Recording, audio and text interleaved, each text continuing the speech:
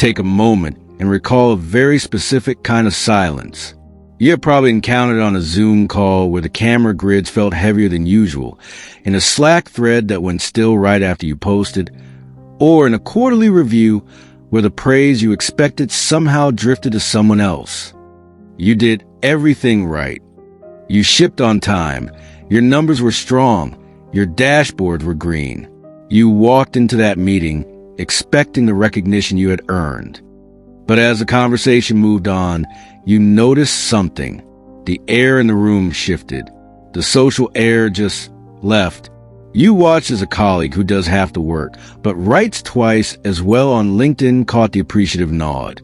You saw your own ideas rephrased by someone with more seniority and suddenly heard them praised as strategic, when an hour earlier in your mouth, they were just interesting.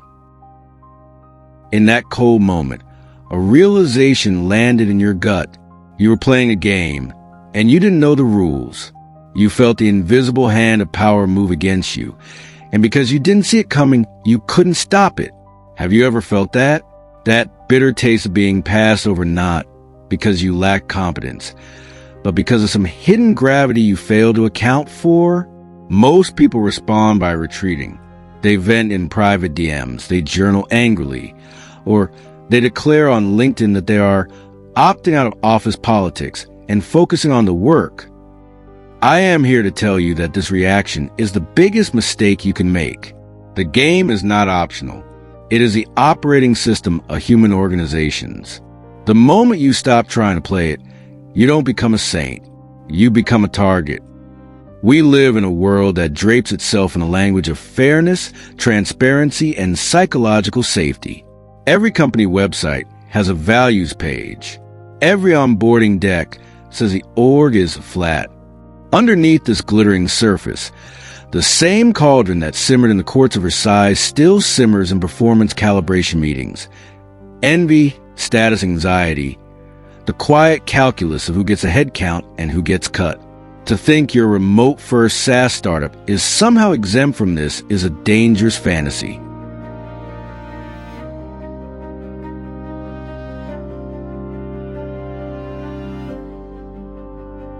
You should be especially wary of those who advertise their refusal to play. They flaunt their lack of power as a moral virtue. Often, they are the most adept manipulators in the building. There are 3 types you will recognize. First, the colleague who weaponizes weakness. They publicize their burnout, their bandwidth, their lack of leverage. Every stand-up becomes a soft inventory of how overwhelmed they are. This isn't humility, it's a surrender tactic. By advertising their fragility, they make it socially expensive for you to ask anything of them, push back on them, or get promoted past them. Sympathy becomes their shield.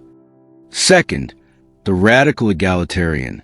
They insist that everyone's contribution is equal, that hierarchy is toxic, that singling out top performers is a form of violence. Look closer and you will see the move.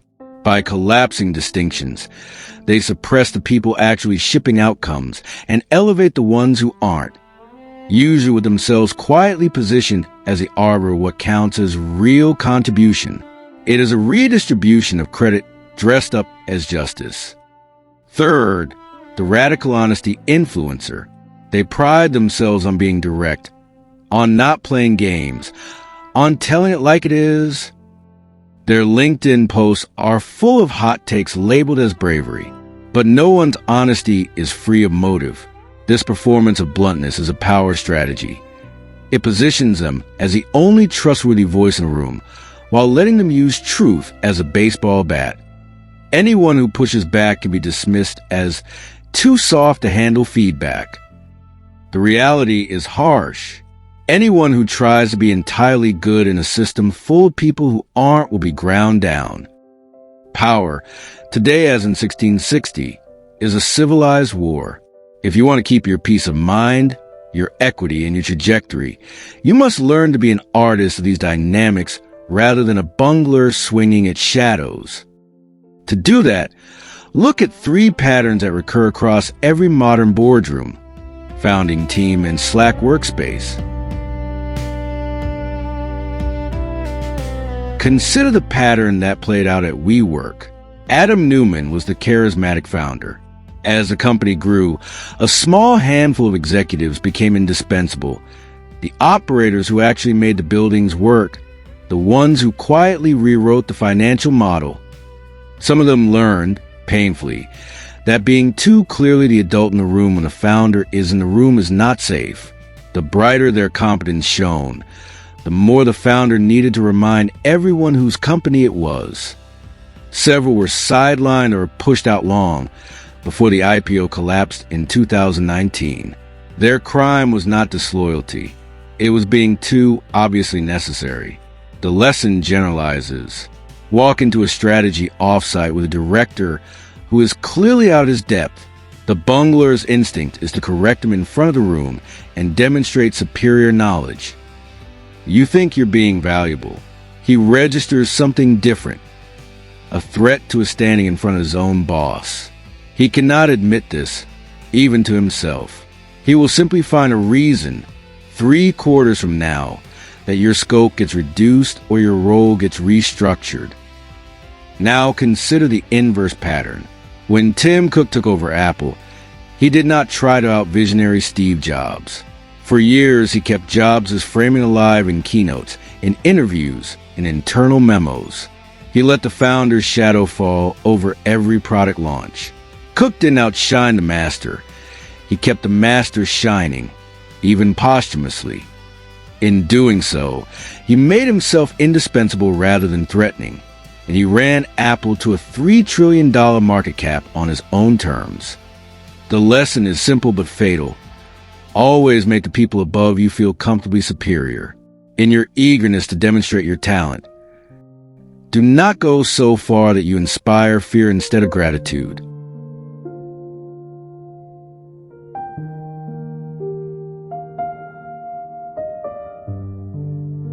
We are taught to build with people we trust. In the realm of power, the people you love are often your greatest exposure. The clearest modern parable is Facebook. Mark Zuckerberg's earliest co-founder and closest friend at Harvard, Eduardo Saverin, put up the initial money and was credited as a co-founder. As the company grew and Zuckerberg moved to Palo Alto, the relationship corroded. Saverin's ownership stake was diluted from roughly 30% to a fraction of 1% in a 2005 reorganization. He sued. They settled. The public version of the story, immortalized in the social network, is essentially correct. The friend who was there at the beginning ended up the most expensive enemy at the end. The receipt of a favor, in Saverin's case, having staked the company, eventually becomes oppressive. It reminds a powerful party that they were chosen for sentimental reasons, not strategic ones. Gratitude curdles into resentment. Enemies, by contrast, are an underrated asset. A former rival hired into your team has something to prove and no nostalgia claim on you. A vocal critic can sharpen your thinking faster than 10 supporter friends. If you have no enemies, you are probably not doing anything that matters. A worthy opponent keeps you alert. They force you to refine arguments you would otherwise let go soft. Without them, the muscle atrophies.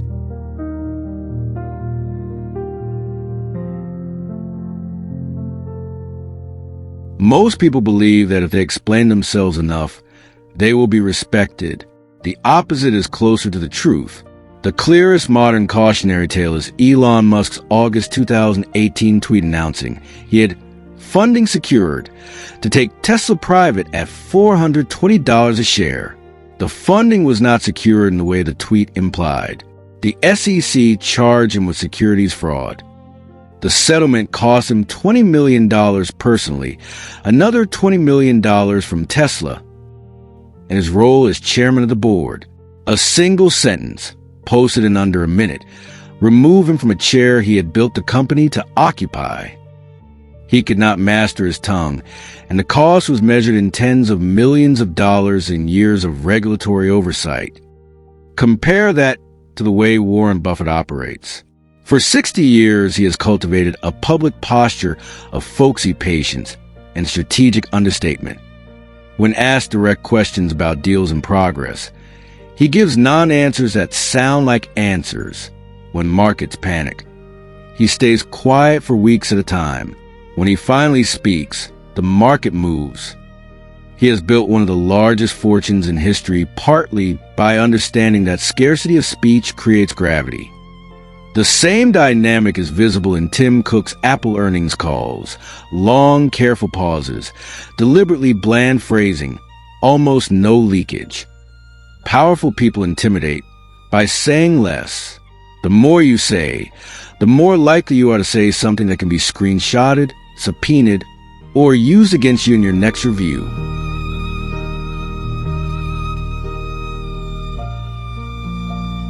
Watch how this plays out across one ordinary workday.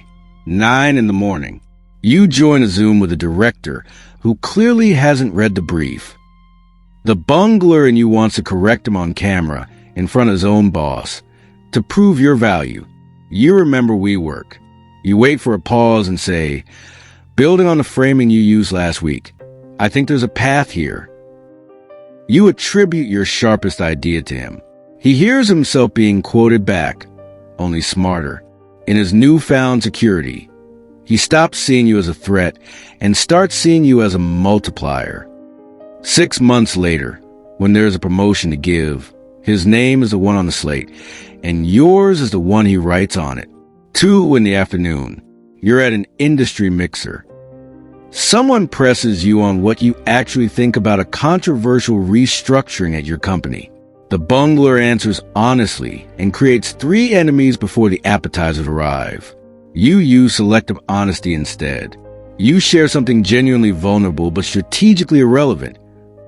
A project you mishandled 2 years ago, a lesson you're still working through. The person across from you reads this as authenticity and lowers their guard. You've given them a version of you to like, while keeping your actual position on the restructuring entirely off the table. 8 in the evening. A peer is needling you in a Slack thread, trying to get you to type something heated. They want a screenshot. You remember the funding secured tweet. You reply with 3 words and a question. The silence stretches. They keep typing longer and longer, filling the space with their own frustration. Eventually they say something they shouldn't. You haven't raised your voice or even your word count, and you have already won.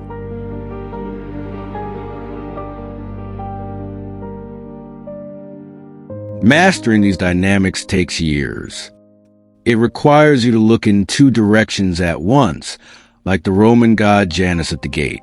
One face studies the past, not to nurse grievances, but to extract the pattern. You look at the meeting that went wrong, the role you didn't get, the deal that fell apart, and you ask, which law was at work, and how do I not step on that wire again? The other face looks forward, several moves ahead, calculating which permutation of the current setup will leave you stronger 6 quarters from now. Life is short and your attention is scarce. You cannot afford to spend it on grievance, on the drama of your group chat, or on grudges that erode your judgment. The supreme virtue in this game is patience. The person who knows that everything good will eventually come, the offer, the title, the audience, the round, radiates a kind of gravity that the impatient can never fake. Recognizing that you are in the game is the first move toward winning it. You don't have to be a villain to be powerful.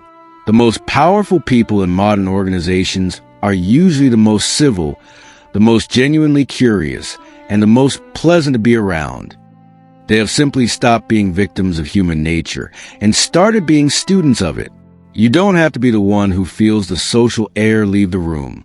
You could be the one who understands the invisible hand. You can be the artist. In a world of bunglers, that is the greatest leverage there is. You don't have to be a villain. You just have to stop being a victim.